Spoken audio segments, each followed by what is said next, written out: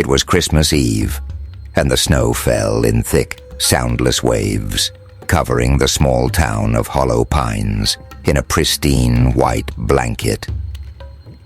The air was still, save for the faint jingles of festive music escaping from warmly lit homes. Anna had always loved this time of year, the smell of pine needles, the glow of the fireplace, and the joyful chaos of family gatherings.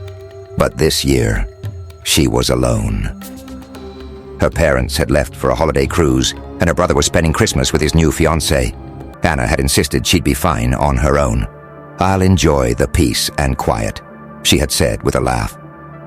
Now, sitting in her dimly lit living room, staring at the twinkling lights on the Christmas tree, she wasn't so sure. The house felt too big, too quiet, the silence pressing in on her. A sudden knock at the door made her jump. She frowned. Who would be out in this weather? On Christmas Eve, no less. She wasn't expecting anyone. The knock came again, louder this time. Anna hesitated before walking to the door. She peeked through the peephole, but the view was obscured by frost. "Who's there?" she called out. No answer. Her heart thudded as she unlocked the door and cracked it open. On the porch stood a man in a Santa suit. His red coat was damp from the snow, his hat tilted slightly to one side. His face was obscured by a thick white beard and the shadow of the porch light. Can I help you?" Anna asked, clutching the door tightly. "Ho, ho, ho," the man bellowed, his voice deep and gravelly. "Merry Christmas." She forced a nervous laugh. "Right. Merry Christmas." "I was passing through and noticed you were home alone," he said. "Thought I'd drop by and spread some holiday cheer." Anna's grip on the door tightened. "That's kind of you, but I'm fine, really. Merry Christmas." Before she could shut the door, his hand shot out, stopping it. His gloves were soaked, leaving a dark smear on the wood. Now, he said, his tone sharper. "It's Christmas. No one should be alone on Christmas." The pit in Anna's stomach deepened. She glanced around the porch, hoping to see someone else, a neighbor, a car, anything. But the street was deserted. "I appreciate it, but I'm about to head to bed," she said firmly, pushing the door against his hand. He didn't move. A slow smile spread beneath the beard. "Don't worry, Anna. I know how to make your Christmas special." Her blood ran cold.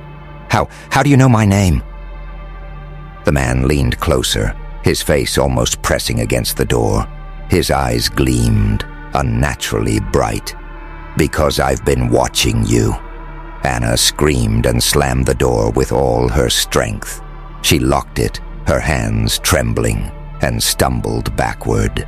Outside, the man began to laugh, a deep, guttural sound that sent shivers down her spine. The laughter stopped abruptly. Anna held her breath, her ears straining for any sound. Then, from somewhere inside the house, she heard the faint sound of jingling bells. The jingling bells echoed faintly, as though they were coming from the walls themselves. Anna's chest tightened as she backed away from the door. "That's not possible," she whispered. She had locked all the doors, checked every window before settling in for the night. There was no way anyone could have gotten inside, but the sound of the bells grew louder, accompanied by soft, deliberate footsteps. Anna grabbed her phone and dialed 911, her hands trembling. The call connected, and a voice answered. 911, what's your emergency?" "Someone's in my house," she gasped, her voice shaking. "I don't know how, but..." The footsteps stopped, and the line went dead.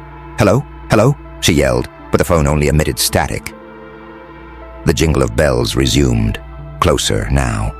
Anna's breath hitched as she grabbed a fireplace poker and crept toward the sound. The lights on the Christmas tree flickered, casting eerie shadows across the room. "Who's there?" she called, her voice wavering. The bells stopped, replaced by a deep, raspy whisper. Merry Christmas, Anna." The voice came from the hallway. Clutching the poker tightly, she approached the hallway, her heart pounding so hard it felt like it would burst. The hallway was dark, the only light coming from the faint glow of the Christmas tree behind her. At the end of the hall stood a figure, tall, broad, dressed in red, the Santa suit. The man's face was still obscured by the shadows, but his eyes glowed faintly, like embers in a dying fire. In one hand he held a large sack, its contents shifting and squirming unnaturally. "Stay back!" Anna shouted, raising the poker. The man didn't move.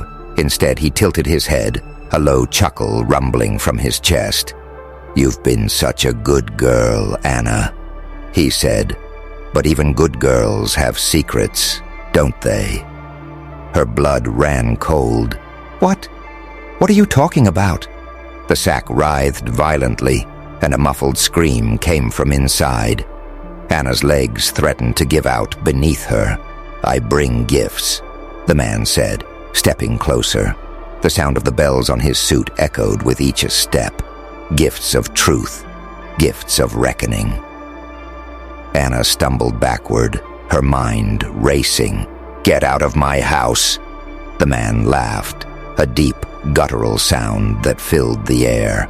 "This isn't your house anymore, Anna. It's mine. You invited me in the moment you lied." The lights on the Christmas tree flickered violently, plunging the room into darkness. Anna's breathing quickened as she felt the air grow heavy, suffocating. Suddenly the lights came back on, but the man was gone. The sack, however, sat in the middle of the living room, pulsating. Anna stared at it, her instincts screaming at her to run, but her feet wouldn't move. Slowly the sack began to unravel, its contents spilling out. Her scream caught in her throat as she saw what lay inside. It was her. Her own lifeless body lay twisted in the sack, her eyes wide open, a look of terror frozen on her face. Blood stained her pajamas, and her skin was pale and cold. Anna stumbled back, dropping the poker. "No," she whispered, shaking her head. "This isn't real. This isn't real."